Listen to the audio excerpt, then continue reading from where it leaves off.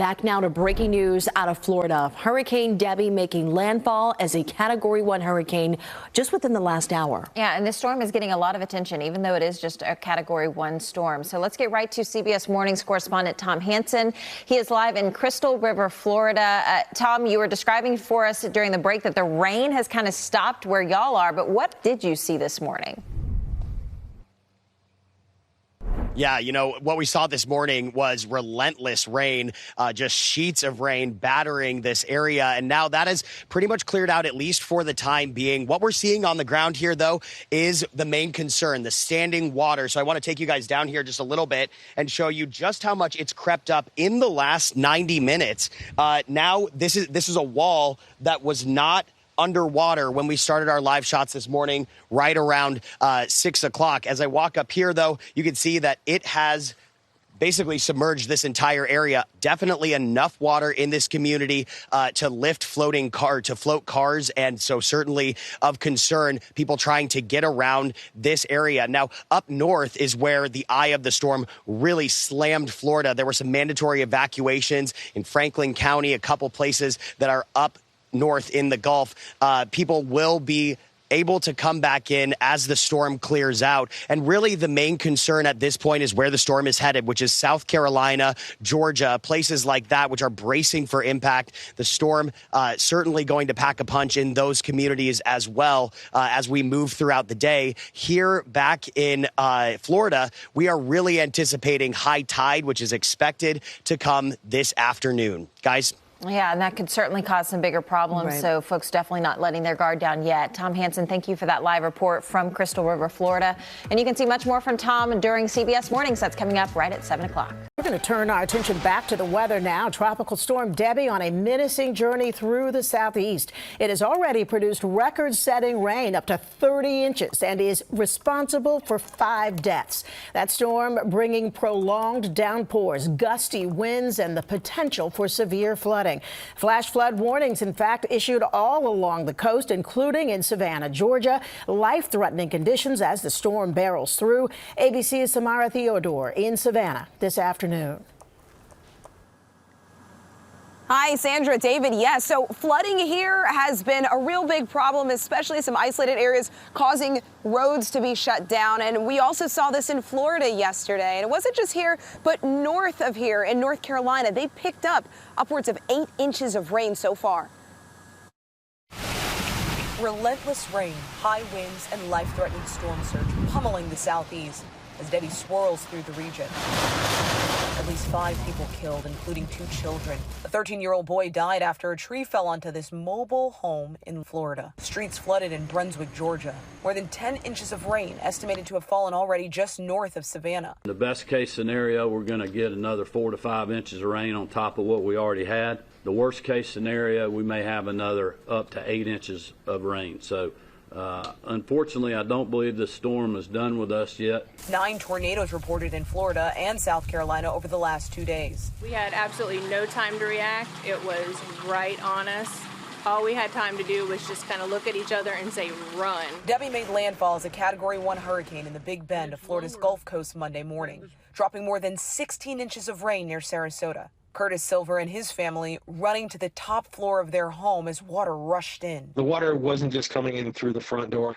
It was coming up through the floorboards. It was coming in through the walls to the outside. In Horseshoe Beach, near the eye wall, strong winds tearing up trees. In Charleston, South Carolina, the mayor saying pumps have been brought in and are ready, as well as high water rescue vehicles. The city is extremely vulnerable to flooding. After a little dry period, rain beginning to fall again here in Savannah. And over the next 48 hours, Debby is anticipated to churn right off the coast of Georgia and South Carolina, potentially leading to more historic flooding. Samara Theodore, ABC, Channel 7 Eyewitness News. Thank you. Tropical Storm Debby is here, and it looks like she is wearing out her welcome. Debby's 2-day deluge on South Carolina and Georgia is adding up. Charleston is one of several cities that's received nearly a foot of rain as more keeps falling. Anticipate another 3 to 6 inches over the next 12 to 14 hours. Charleston's mayor says a curfew is working, keeping people off the streets. He's now extending it through early Wednesday morning. We especially don't need any yahoos driving through the water and causing damage to property. Overnight, a suspected tornado swept through nearby Monk's Corner, upending vehicles and destroying a number of buildings. 2 other twisters were confirmed Monday night southwest of Charleston in Edisto Beach and Seabrook. Unfortunately, I don't believe the storm is done with us yet. Georgia's governor on Tuesday warning residents to stay hunkered down and prepare for more possible property damage. Both models are showing that rain will come back, potentially in the worst case scenario in a big way. Nearly 2,000 National Guard troops have been mobilized for search and rescue efforts. In Florida, about 500 people were safely moved to higher ground around Sarasota, and water rescues continue in parts of the state this hour. Bracing for Debbie's heavy rains next, the Northeast, which could see several inches over the weekend. In Charleston, I'm Brian Abel reporting.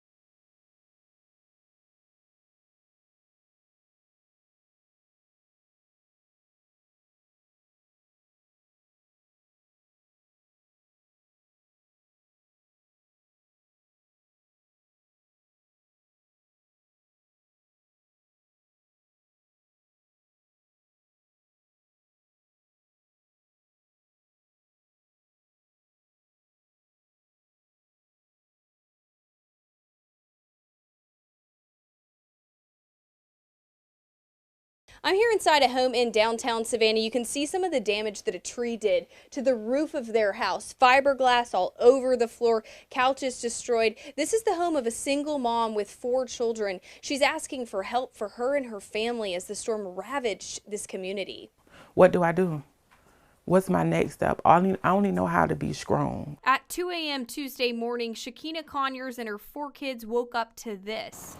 A tree coming through the roof of their home. I thought maybe Debbie was outside. I don't know, it just was real scary, and I jumped up, and first thing I did was check on my kids to make sure they was okay. Shakina calling the fire department for help. After they came, she decided to keep her family inside the house through the end of the storm. I don't know what to tell my kids moving forward. Like, I don't know. But even in the crisis, she's thankful no one in her home was hurt.